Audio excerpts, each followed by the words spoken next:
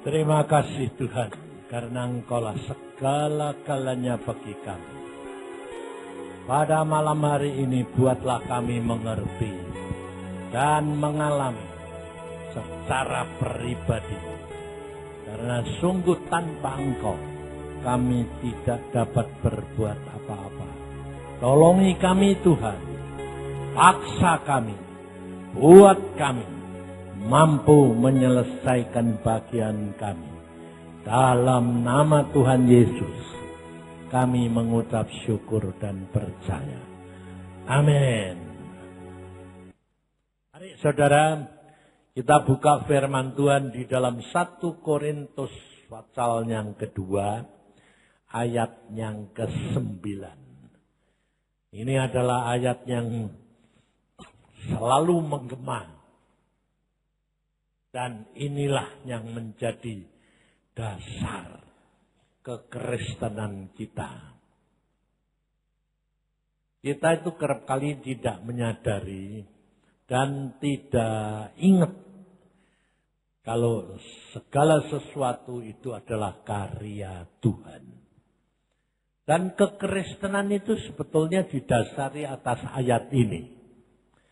Ayat ini berkata, tetapi seperti ada tertulis, apa yang tidak pernah dilihat oleh mata dan tidak pernah didengar oleh telinga dan yang tidak pernah timbul di dalam hati manusia, semua yang disediakan Allah untuk mereka yang mengasihi Dia. Kalau kita perhatikan firman Tuhan ini, saudara, apa yang tidak pernah timbul dalam hati manusia, apa yang tidak pernah didengar oleh telinga, apa yang tidak dilihat oleh mata. Coba kita perhatikan. Itu barang yang tersembunyi apa enggak? Yang tidak pernah dilihat mata, tidak pernah didengar telinga, tidak pernah timbul dalam hati lagi. Itu hal yang bukan hal yang gampang, saudara. Tapi itu kenyataan bahwa hidup kekristenan itu dasarnya adalah percaya atau iman. Kita kerap kali tiap persekutuan, tiap minggu, tiap hari dengar iman, iman, iman. Tapi untuk ngalami, untuk menjadi orang yang berpengalaman dengan Tuhan, orang yang bergaul karib dengan Tuhan, itu tidak gampang. Sebab Tuhan Yesus berkata begini, coba perhatikan, kepada Thomas. Thomas itu murid Tuhan Yesus yang sudah ikut dia sampai Tuhan Yesus mati di kayu salib. Dan pada waktu Tuhan bangkit, Thomas pun tidak bisa percaya.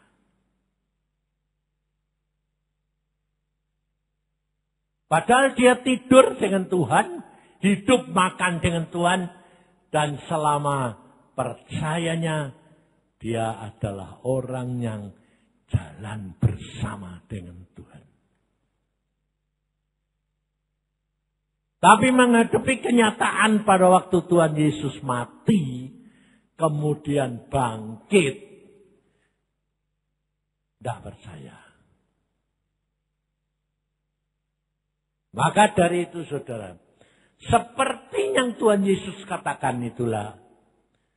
Padahal pada waktu dia ngomong, kalau aku tidak menyucukkan tanganku, jariku ke tangannya dan ke lambungnya, aku tidak percaya.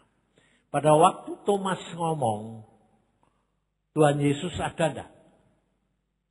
Di tempat itu ada enggak? Hah? Tidak ada. Tapi pada waktu Tuhan Yesus seminggu kemudian datang, Tuhan mengingatkan Thomas perkara yang dikatakan enggak? Ya. Berarti Tuhan Yesus dengar enggak? Dengar. Tetapi dia hadir enggak? Itu sebetulnya dasar kepercayaan kita. Itu iman di situ. Sebab banyak orang berkata kepada saya begini, tadi saja kemarin selalu ngomong gini. Kenapa ya Pak? Hidup saya kok selalu tidak berhasil. Dan saya berdoa, saya sudah baca Alkitab, saya sudah berdoa,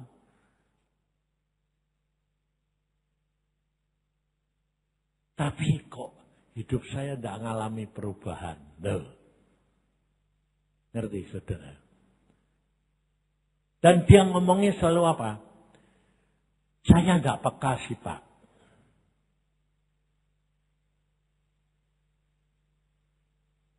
Ngerti saudara? Sebetulnya hidup ini dasar iman itu sederhana tapi susah dimengerti, dialami. Karena apa? Karena dia sudah berdoa, dia sudah baca Alkitab, tapi kok tidak dijawab doa-doanya. Nah, di mana letak kesalahannya? Kita kerap kali tidak tahu, saudara. Letak kesalahannya adalah apa? Kurang percaya.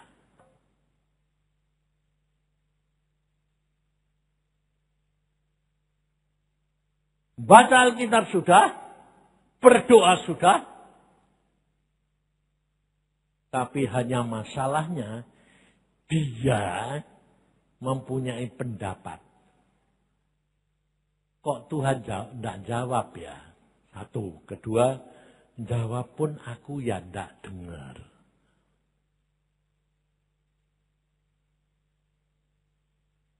Dasarnya di mana saudara? Saya sampai terus terang jadi hamba Tuhan puluhan tahun. Konseling ribuan orang. Itu masalahnya dari dulu sampai sekarang. Sama itu. Sama. Letaknya di mana? Dasarnya kekurang percayaan ini.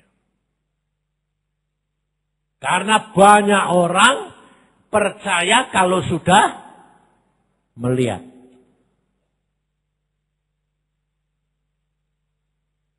Padahal iman percaya meskipun tidak melihat. Bedanya itu, waduh, sampai saya berkata, wah seberapa ya, tidak bisa tahu saya. Tipis sih tipis, cuma tidak bisa dijelaskan dengan bahasa.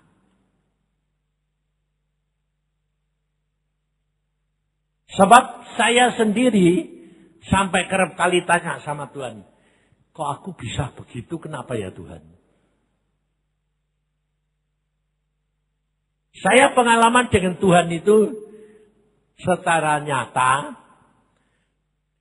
tetapi setelah berpuluh-puluh tahun sekarang ini, saudara, saya itu selalu malah ngomongnya gini, banyak hal tak dapat mengerti. Tidak bisa ngerti. Makanya kalau Salomo mengatakan di dalam Alkitab, Bahwa kalau orang itu mengatakan mengenal Tuhan, mengerti Tuhan, sebetulnya udah ngerti. Itu betul, saudara. Saya itu bergaul karib dengan Tuhan secara nyata. Sampai detail.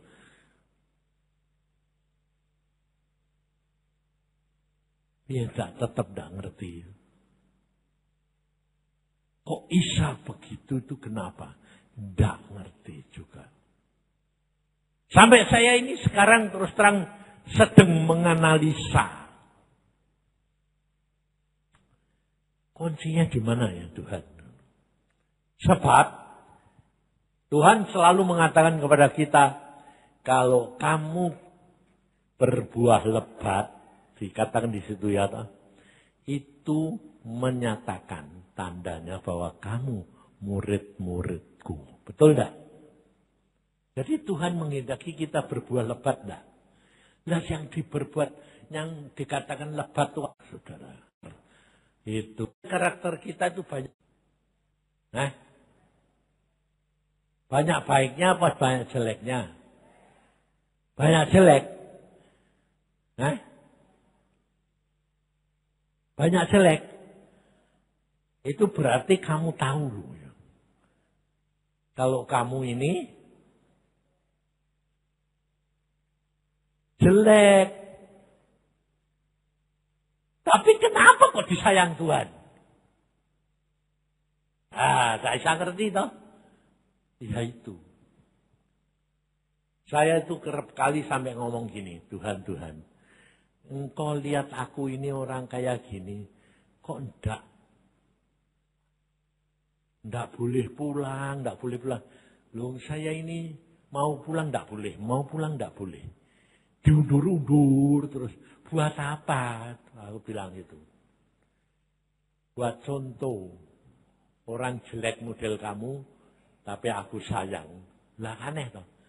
Tidak. Contohnya apa? Bagaimana? Saya bilang. Contohnya itu bahwa orang sejelek kamu sekalipun. Di dalam Tuhan bisa diubah. Terus saya yang ngomong. Lah ternyata yang ngubah itu cuma kamu. Wong saya sendiri tidak bisa berubah.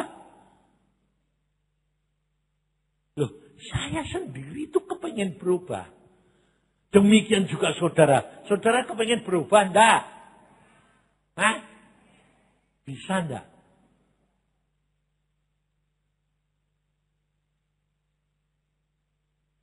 Gampang lah satu aja mamanya. Yang kecil aja. Kuatir.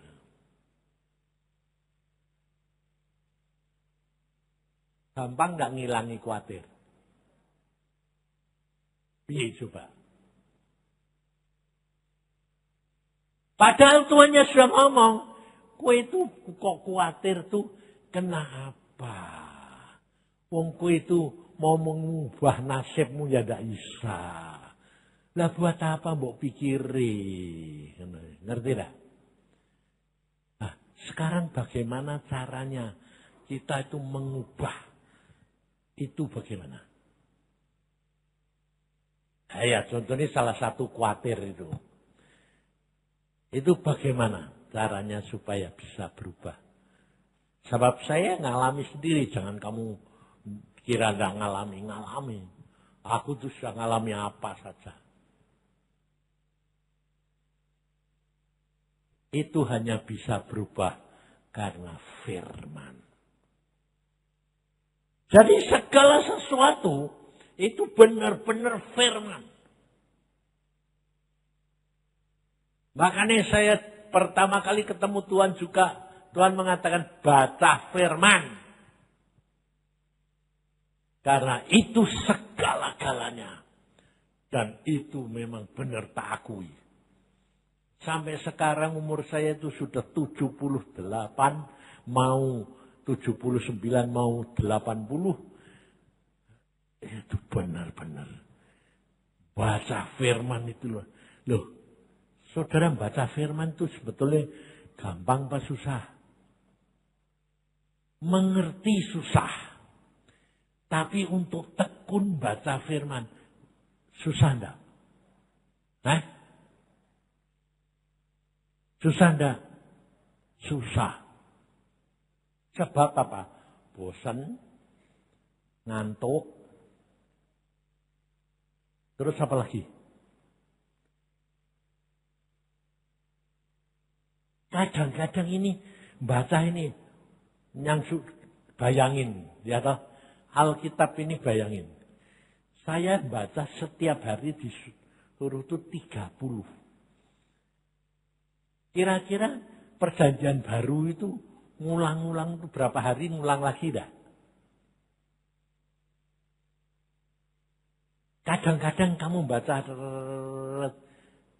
timbul enggak ada suara ini. Oh, ceritanya gini. Sudah tahu. Demikian kamu bilang sudah tahu. Firman itu tidak bakal bicara. Ngerti saudara? Dan itu akan membawa dampak apa? Membosankan. Karena apa? Karena kamu tidak ngerti. Tapi firman itu benar tak aku itu kan. Sampai saya itu kalau di rumahan, kalau 30, itu pagi hari jam 5 sampai jam 7, 2 jam. Kemudian jam 10 sampai jam 12, 2 jam. Kemudian jam 2 sembahyang, setelah sembahyang baca Alkitab lagi, sampai kadang-kadang jam 4 sampai jam 5.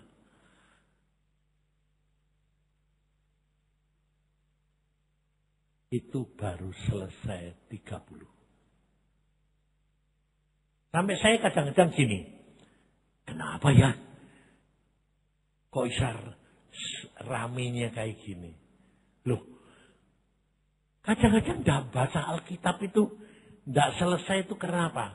Karena timbul persoalan. Kok bisa begitu kenapa? Mengapa? Lah padahal Alkitab ini tak baca setiap hari dan 30 fase setiap hari. Tapi kenapa bisa timbul begitu? Sehingga bagi saya Alkitab ini asik. Rame. Tapi setelah itu semua konklusinya baru apa? Satu. Semua dari dia. Oleh dia dan kepada dia. Akhirnya saya mengatakan gini, Tuhan, tidak engkau sendiri yang bertindak. Tidak mungkin ternyata. Tidak mungkin. Sebab kelemahan-kelemahan kita itu tidak ada yang bisa ngangkat itu tidak bisa, saudara. Tidak bisa. Cinta uang. Itu susahnya. Bapakku sampai mati. Sudah mati loh. Masih tetap cinta uang. Akhirnya diobati di sana. Butuh 3 tahun. Untuk melepaskannya. Makanya saya itu mengucap syukur. Soal bagi saya yang paling susah itu dari watak itu mata keranjang. Wih itu tuh susah bener. Nah, kemudian saya baru dengar hamba Tuhan juga ngomong gini. Betul Pak, yang paling susah itu mata keranjang. Aku bilang, lah terus piye ya? Nah, catatan. Aku ya lapor sama Tuhan. Tuhan, umurku ini sudah 79 Tuhan. Hampir 79 kurang sebulan. Mosok mata keranjang tidak hilang-hilang?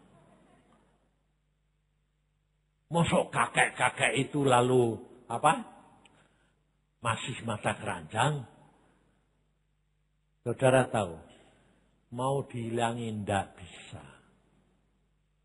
Tapi baru berapa bulan ini Tuhan bilang gini, sekarang hilang. Loh, hilangnya bagaimana? Apakah karena saya bisa begini-begini? Tidak. Hanya bangun tidur, dicabut gitu toh. Ting. Jadi ada sesuatu yang dicabut. Hilang, bener-bener hilang. Nah, saat saya tahunya sampai gini. Loh, kenapa ya? Kenapa? Loh, mata keranjangku kemana? Sampai tak cari itu. Karena apa? Yang dulunya itu bangun tidur. Atau dalam mimpi barang itu. Lihat epet barang itu. Kepingin lihat ini, kepingin ini. Ini kok iso hilang semua. Hilangnya itu juga. Saya cuma bisa merasakan gini. Ada sesuatu yang lepas. Tapi apa itu? Tidak tahu. Dan saya pun tidak bisa memberitahukan dengan bahasa. Tidak bisa. Sampai akhirnya saya bilang gini. Nah ya Tuhan. Wong gampang menurut. Mbok biarke aku puluhan tahun. Dari dulu mula aku minta sudah tidak pernah. Kok baru sekarang? Ngerti saudara? Dasarnya apa? Iman. Kalau kamu percaya di dalam Yesus, segala sesuatu bisa. Makanya kayak khawatir itu bagaimana cara menghilangnya? Cuma diomongi saudara. Kuasa perkataan, firman. Ngomong sendiri kayak orang gila. Makanya saya ngajar tuh orang di depan kaca dulu ngomong. Kamu kok khawatir itu ngapain? Sing mbok pikiri itu apa? Kamu bisa apa? Ya tahu, tidak bisa apa-apa jawab. Tidak bisa apa-apa. Lah kenapa kamu khawatir? Ya tidak tahu, datang dewe. Oh aku ya tidak mau khawatir. Nah kenapa kamu tidak rela lepaskan? Nah tujuannya terakhir apa? Karena kamu mengasihi dirimu sendiri atau mengasihi orang yang kamu khawatirkan. Harus dilepaskan. Dan ngomong dan berikan Yesus. Kalau harus mati, ya silahkan. Harus punya kerelaan menyerahkan kepada Yesus. Baru hilang. Kalau tidak bakal hilang. Makanya saya kalau ngajari orang-orang yang sakit atau itu, saya selalu ngomong gini. Pak, kalau orang itu bilang, sakitnya kok tambah Pak? Loh, itu tambah baik. Sebab menuju kepada penentuan. Mati atau sembuh. Hidup.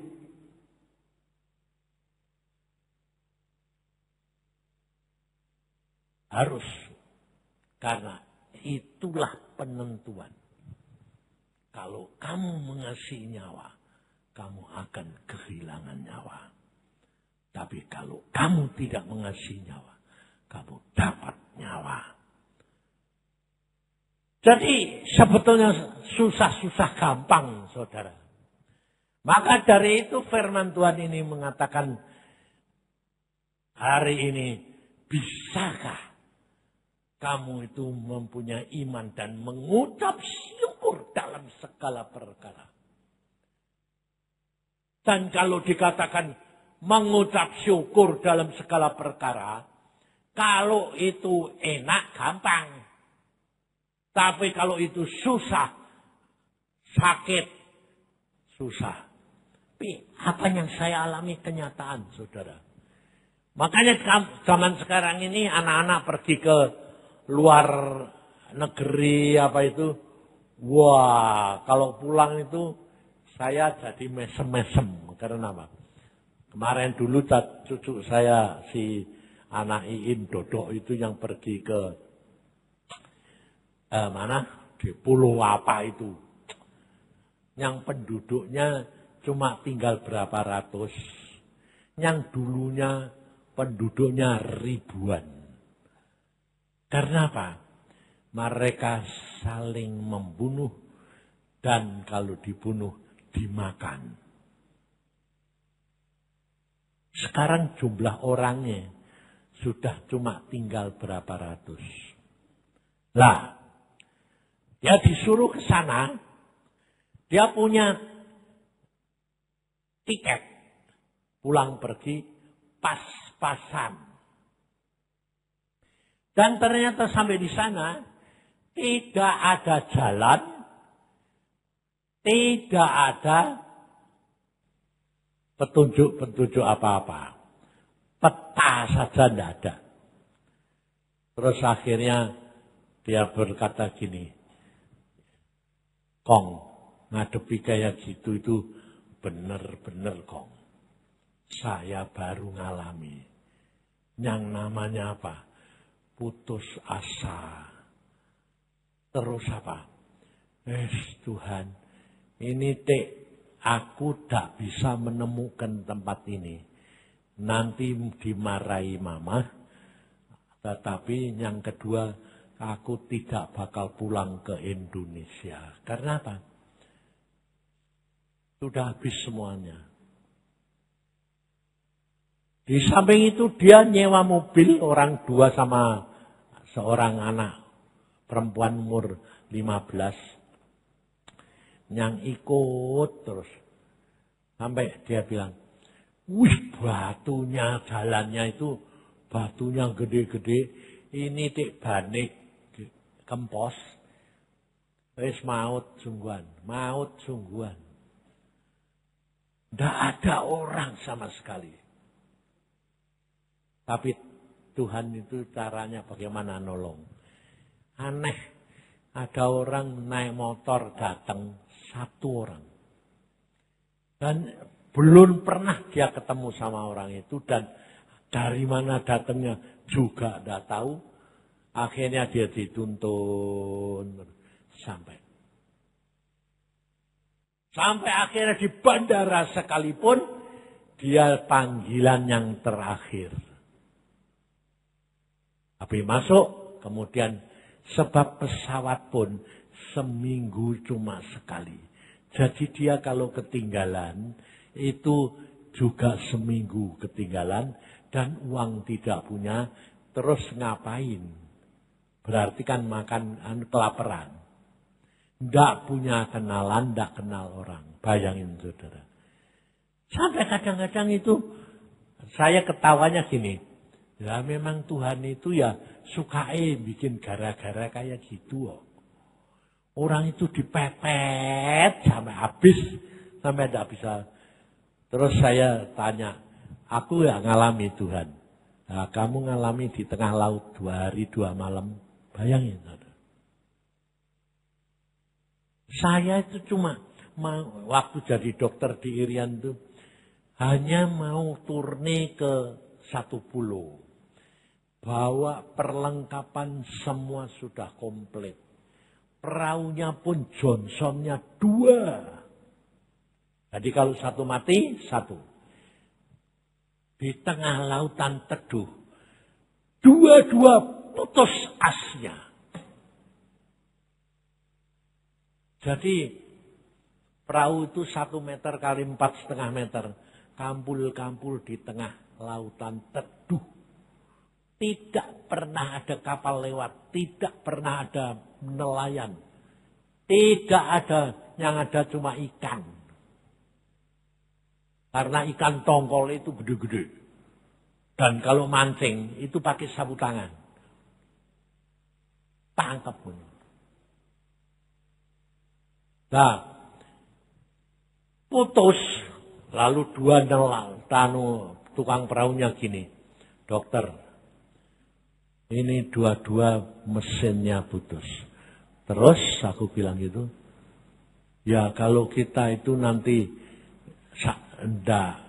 kalau kena arus sampai ke Guam, atau kita akan mati di tengah lautan.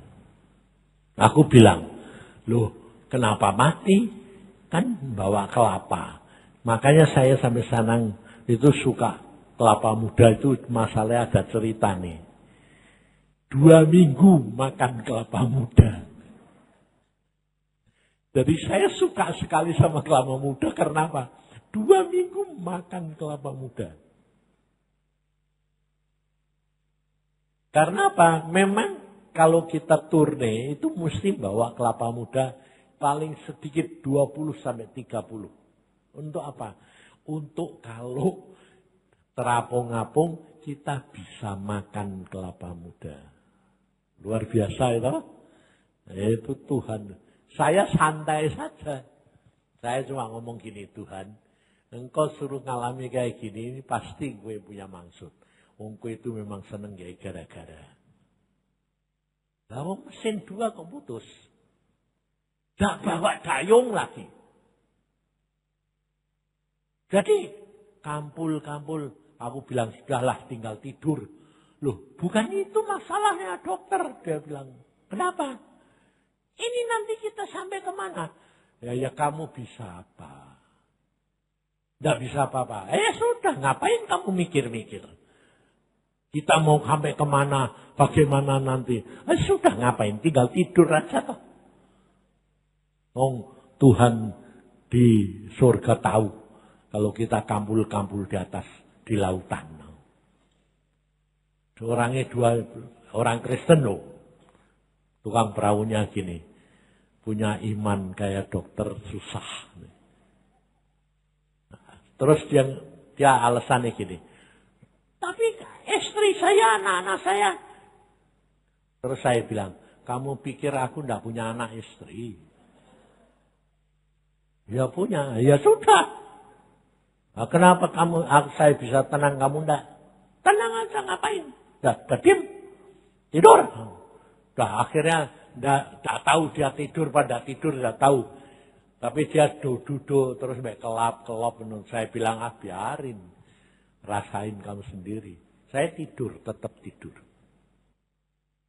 Tahu-tahu hari kedua, pagi-pagi, fajar jam 5. Malahnya ngomong dia sendiri. Dia bilang gini, loh, nah itu kan Pulau Numfor. Sudah sampai tujuan. Tanpa ada yang dorong. Kalau tidak mujizat mana? Tidak mungkin. Sampai akhirnya loh dokter itu Numfor. Lah terus, itu kan sudah dekat toh ya. Lah terus mau dayung apa? Wong kamu ndak bawa dayung. Ya pakai tangan lah aku ngono. Jadi dayung pakai tangan, Saudara. Bayangin. Itu aku ngalami semua. Sebabnya apa? Sebab setelah saya sampai ke pulau itu, perawat saya yang saya kirim 3 hari sebelum saya, ndak ada. Aku bilang, loh, mana Simbia?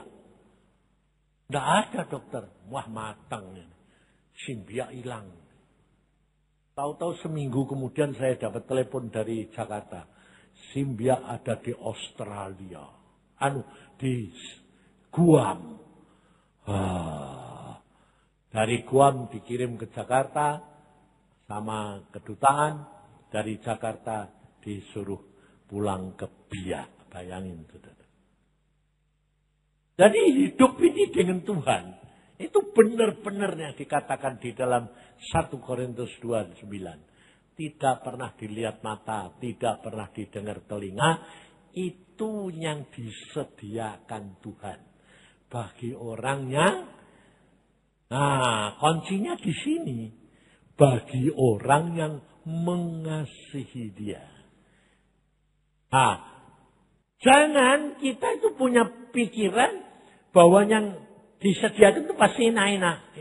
Justru pengalaman yang tidak enak, itu justru yang tidak pernah lupa. Kenapa? Karena seumur hidup tidak pernah lupa.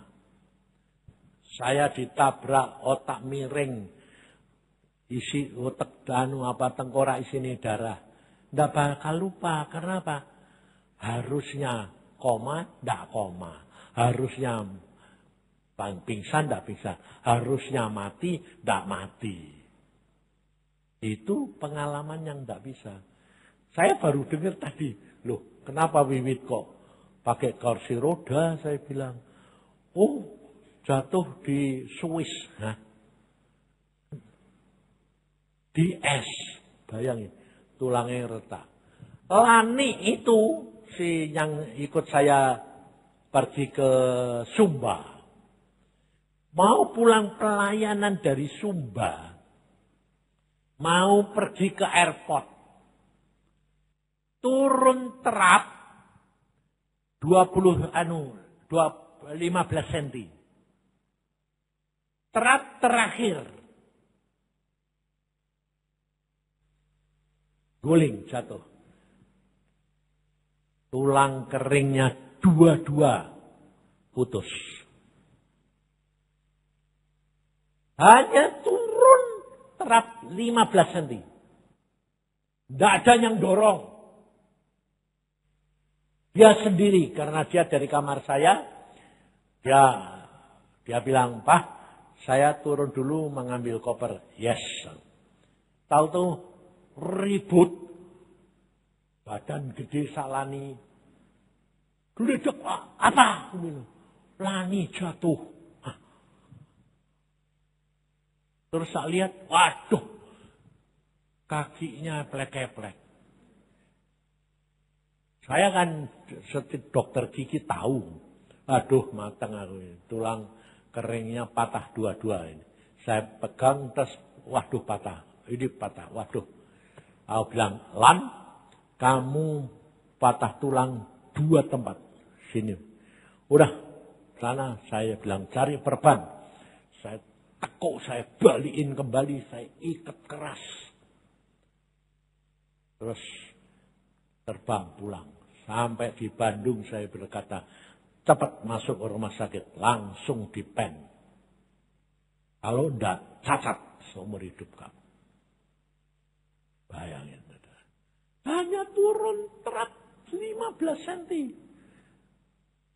Orang bilang gini, kegendutan sih. Wah, alasan kamu orang gendut, orang kurus. Kalau Tuhan ini sudah mau mengizinkan, tidak bisa Bapak. Maka dari itu saya cuma bilang apa? Ngucap syukur. Aku ngalami dewek. Sedang praktek, tidak ada apa-apa. Jantung tahu-tahu cer. Aku bilang, loh, jantungku kok aneh. Kok tidak mompa gini kok. Tahu nih kok.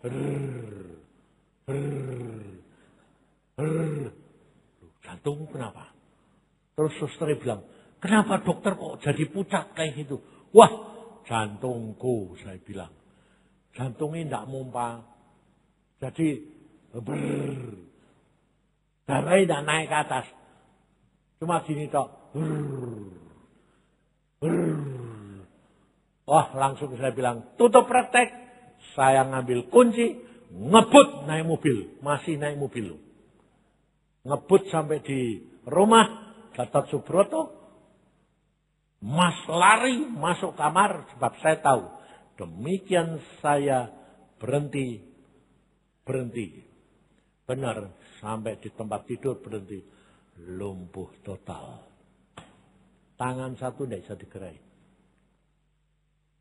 Saya lumpuh total. Terus saya bilang, Tuhan, aku ngalami kayak gini. Apanya? Tuhan cuma bilang apa? Ngucap syukur. Jadi aku ya cuma gini. Terima kasih. Wes, sepanjang hari. Istri saya bilang, lu wong lumpuh kok malah ngucap syukur. Ya wis ben, ngucap syukur. Nanti dia berhenti jim.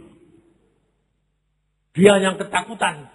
Gen piye? Ya mati ya aku ngono, ngapain dibusing. Aku isa apa? Ya sudah makan itu ngucap syukur.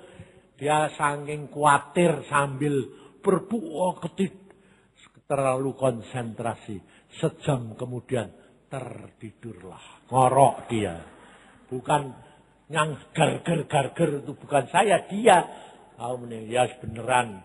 Kalau kayak ngorok, nanti kalau aku mati tidak lihat. Dari saya mengucap syukur.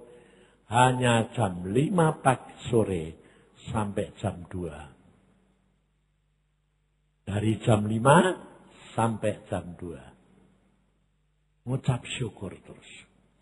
Jangan kamu kira kalau saya bilang terima kasih terus jadi tambah baik. Tambah sakit. Jadi kalau saya bilang terima kasih Tuhan. Sakitnya ya. Terima kasih Tuhan. Karena saya tahu kalau berterima kasih tambah ngono tak dobeli. Terima kasih. Dan cepat mati. Jadi tujuannya cepat mati. Karena apa? Lawang berterima kasih kok tambah sakit. Ya wis tambah double. Benar jam 2 menekan jantung saya. Sakitnya. Di situ saya tahu yang namanya batas ambang sakit. Malah kamu tahu, Tuhan itu makanya aku bilang, kadang-kadang Tuhan itu suka gurau.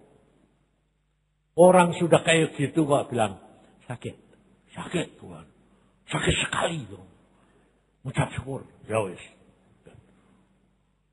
Jam 2 mau berhenti. Saya teriak keras-keras karena apa? Saya tahu nih terakhir. Saya teriak, terima kasih Tuhan. Keras sekali. Sampai istri saya bangun. Dia bilang, ada apa? Game aku bilang. Malah hidup. Sebab apa? Demikian terima kasih. Tuhan bertindak. Jantungnya meledak. Jantung itu bisa ada sesuatu yang meledok. Dia. Sampai aku bilang, jantungnya bedah. Jantungnya pecah tapi ini. Dia. Malah Tuhan ngomong apa? Selesai. Makanya kalau kamu tidak ngalami dewek itu tidak percaya. Selesai itu sudah. Hilang. Benar sudah sembuh. Tangan gerak ini sudah sembuh semua. Terus saya pikir lah ini loh saudara. Dari dasar mengalami dia akan tahu. Saya pikir saya mau turun dari tempat tidur. Baru turun kakinya, turun lemes. Jatuh gelinding. Bilang, loh Tuhan kok jatuh?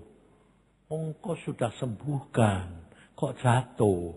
Tuhan bilang, kamu baru hidup seperti bayi. Yang baru hidup. Lahir. Loh, jadi aku harus apa? Berjalan, belajar jalan dulu. Jadi duduk, merangkak, sampai jalan. 2 minggu. Ngerti saudara? Hidup tuh dengan Tuhan tuh benar-benar apa? Ngeri sedep. Ngerinya waktu ngalami, sedepnya waktu bebas. Saya ngalami berkali-kali. Malah sekarang tidak boleh mati-mati. Nah, bingung tuh saya. Kepingin selesai pulang tidak mau. Tidak boleh. Malah di hari tua ini nanti dari sini. Minggu depan. Saya harus pergi terbang ke Aceh. KKR di Aceh. Habis itu dari Aceh ke Jakarta. Langsung terbang kemana? Jayapura. Ke Merauke. Dari ujung ke ujung. Sampai cucu saya bilang, Kong, aku kok ngeri. Ngeri ini kenapa? Engkong kuat, dia mati nduk dalan piye. Ya wis ben lah nang ngono. Walau Tuhan bilang gitu ya kuat lah. Paling-paling mati nduk jalan engkong pulang terbang ke surga. Bayangin saudara. Aku bilang, Tuhan di hari tua malah gitu ya, Ben. Engkau sudah atur ya, oke. Nurut saja, saya mau jalan, biarin. Saudara, saya bisa berdiri di sini. Saudara tidak tahu minggu yang lalu saya hampir gym juga. Karena apa? Diare, tapi tidak sakit. Tapi ngocor terus kayak talang. Lemes, jadi tidak bisa apa-apa. Padahal kemarin harus ada deklarasi. Ya toh? Deklarasi untuk seluruh Indonesia. Wah luar biasa di tempat kita. Hadirat Tuhan kayak begitu. Nyata sekali. Dan saya ngangkat pedang, ngangkat tongkat, ngangkat otoritas. Kuat tuh. Hari ini bisa sampai sini. Orang nggak tahu, ya tak? Pikirnya Pak sehat. Hari ini sehat, kemarin nggak sehat, bukan urusan. Kalau diperintah Tuhan jalani, nanti engkau akan melihat. Sebab Alkitab sudah ngomong, apa yang tidak pernah lihat, tidak pernah dengar, dan tidak pernah timbul dalam hati, itu yang disediakan. Percayalah, Tuhanmu itu Tuhan yang luar biasa. Yang mengatur hidup kita. Dia sudah tahu apa yang akan terjadi. Dia sudah tahu apa rencana setan. Tapi yang dibutuhkan adalah konsentrasi sama dia. Tanya terus apa yang aku harus lakukan. Yang mustahil sekalipun tidak usah khawatir. Dia sanggup lakukan segala perkara. Tuhanmu Tuhan yang luar biasa. Ajaib. Jangan batasi Tuhan. Saya sendiri terus terang dengar kesaksian anak Tuhan Stefanus. Dia bilang, Om, saya ngalami kayak kamu Om. Nekat. Piye nekatmu? Aku sampai lihat dia dengar nekat kayak gitu. Saya ya, aku belum tentu berani loh Tuhan. Bayangin. Tidak punya duit. Tuhan bilang, antri karcis, tiket, pesawat, pulang. Loh Tuhan aku tidak punya duit. Sudah nurut saja, antri. Antri di depan belakang orang loh saudara. Antri. Tinggal satu orang. Di depan. Dia bilang gini, Tuhan tinggal satu orang. Sampai sekarang aku belum dapat duit. Ini nanti piye bayare ditanyai. Tiketnya, mau beli tiket ke Jakarta. Ini piye Tuhan? Diam. Ya sudah diam. Justru orang yang terakhir. Nah itu. Yang di depan dia itu. Ribut. Dia bilang. Wah puji Tuhan. Jadi terhambat sedikit. Kenapa tiket saya? Tidak. Bisa dikembaliin. Loh Pak. Ini tiket tidak bisa dikembali. Kalau sudah beli. Ini tiket murah Pak. Tidak bisa balik. Saking dia marahnya. Dia muter belakang. Siapa butuh tiket?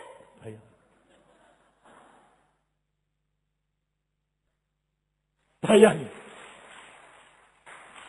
Jadi dia marah, tiket tidak bisa dikembaliin, muter balik. Siapa butuh tiket? Langsung Stefanus, saya Pak. Wong memang dia yang butuh ya Pak. Dia bilang saya. Loh, kamu enggak punya tiket? Enggak. Punya uang? Enggak punya. Hah? Oh pantesan. Kamu mau kemana? Ke Jakarta. Enggak punya duit? Enggak. Nggak punya tiket? Enggak. Ya sudah ini. Terus kamu dari Jakarta kemana? Ke Bekasi. Nggak punya duit? Enggak. Ya wes ya, kasih duit lagi. Ayo, saya yakin kalau saudara gitu berani enggak? Ayo, enggak ada yang berani tak? Loh ini bukan seorang pengusaha loh. Direktur sekolah, jual beli mobil. Bayangin saudara. Saya bilang, aku nekat kayak kamu Pak. Tuhan ngomong-ngomong jalani. Saya ngalami mujizat demi mujizat. Jadi dia pulang pakai tiket orang lain. Dapat uang lagi sangu. Semua beres. Dia bilang, Tuhan luar biasa. Tapi yang dibutuhkan itu apa coba? Percaya. Nah, nanti kalau Tuhan ngomong, kamu bilang gini, yo dek Tuhan, ora, yo serak jakal jadilah. Demikian kamu ngomong, yo Tuhan, enggak. Kalau Tuhan ngomong, kamu cuma tinggal bilang, ini engkau Tuhan, yes, oke, jalan. Nekat saja, enggak tahu. Engkau lihat hatiku Tuhan, aku mau jalan barang kemana engkau suruh. Jalan. Tapi terus terang saudara, saya dengar gitu. Saya bilang, Tuhan, itu udah aku belum tentu ya. Tuhan bilang gini, oh belum tentu, aku sudah tahu. Ukuranmu, ukuran dia lain. Bayangin. Tapi kalau orang suruh di tengah lautan 2 hari 2 malam makan kelapa, belum tentu kuat. Buat saya suka, kok apa? Tidak masalah. Ngerti? Tuhan itu lebih tahu yang cocok buat kamu, yang mampu buat kamu. Tapi percayalah, Tuhanmu itu luar biasa. Maka dari itu saudara, tidak usah takut, tidak usah khawatir. Apapun yang terjadi, ngucap syukur. Kamu ngomong aja. Terima kasih Tuhan, aku akan mengalami apapun, mujizat demi mujizat. Kuasamu itu tetap sama. Dan tidak pernah Tuhan tinggalkan kita. Amin. Ngucap syukur. Kalau kamu sekarang diberi masalah sekolahan, biaya kurang, ngucap syukur. Karena dengan begitu, kamu harapnya sama Tuhan, tidak pada manusia.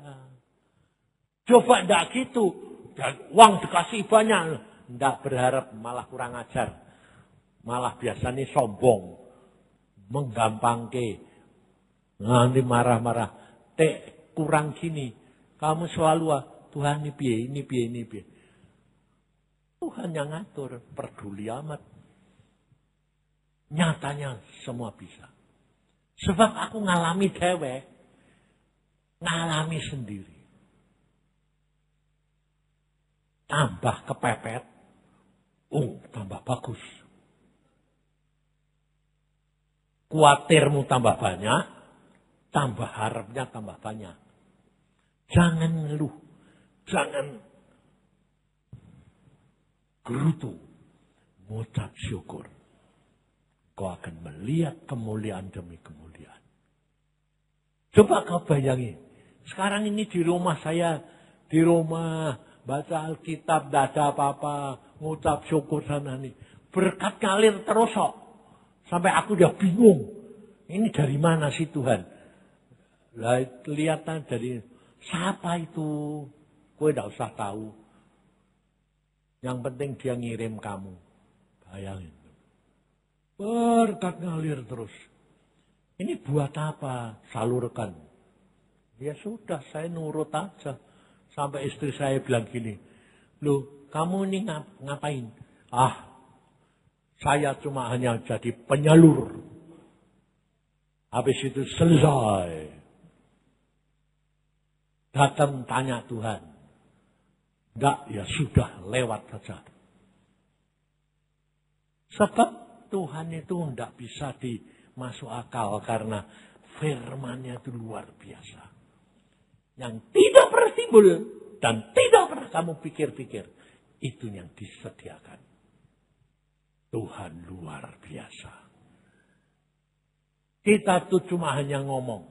Saya kalau ngomong dong, Tuhan, ini butuh segini, nanti piye? Apa caranya yang saya harus lakukan? Sudah. Tapi serangan tuh tetap jadi. Jangan kamu kira serangan juga. Contohnya kayak kemarin, tidak ada apa-apa. Tahu-tahu lemari es bodol. Hah? Oh, lemari es bodol. Pembantunya bilang, lah, tidak dingin. Ya sudah. Terus saya bilang, apa yang saya harus lakukan Tuhan? Oh, istri saya. Oh, sudah, beli baru. Aku bilang, lu kok kamu beli baru. Duit ada. Tapi tanya Tuhan. Memang kamu sudah boleh pakai lemari es baru enggak? Tanya. Oh, ya sudah. Sudah. Saya cuma, apa yang aku harus lakukan Tuhan? Panggil aja sama montir. Saya lihat koran, dalam waktu 1 jam selesai. Ya wis panggil. Bisa dah 1 jam selesai. Oh, mesinnya Pak yang putus ya sudah ganti mesin. Pluk. Ya sudah. 1 jam selesai. Dah bagus lagi. Istri saya. Habis berapa? 800. Kok murah? Nah, kalau Tuhan itu caranya aneh-aneh. Orangnya ya pinter lagi. Oh ini nanti ganti ini Pak. Cuma 1 jam selesai. Nah, sudah sana selesai. Apapun perkara yang terkecil sekalipun. Komunikasi. Tanya Tuhan. Tidak ada yang mustahil. Karena Tuhan berkata, setia dalam perkara kecil. Jangan menggampangkan karena kamu punya duit, terus kamu bilang, gini. Itu tanya Tuhan. Sebab Tuhan mau kamu setia dalam segala perkara. Amin. Itu Tuhan. Mari kita berdoa.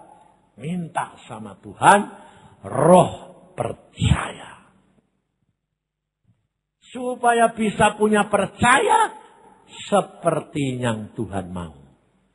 Jadi tidak seperti yang kamu mau. Sebab kita semua tidak punya percaya. Iman itu susah.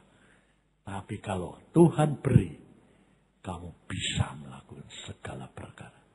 Tidak ada yang mustahil bagi Tuhan. Mari kita berdoa. Tuhan Yesus, hamba-Mu sudah sampaikan, ingatkan kepada anak-anak-Mu. Supaya mereka mengucap syukur. Mereka percaya bahwa Tuhan itu yang ngatur hidup kita. Dan firman-Mu di dalam Yohanes 15 berkata, ingat di luar aku, kamu tidak bisa berbuat apa-apa.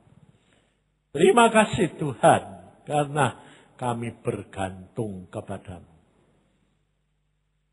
Sehingga apapun yang terjadi dalam hidup kami bersyukur kepadamu. Engkau sudah ukur semuanya. Terima kasih Tuhan. Terima kasih Tuhan, karena Engkau baik. Memang sementara kami ngalami, kami menderita seolah-olah.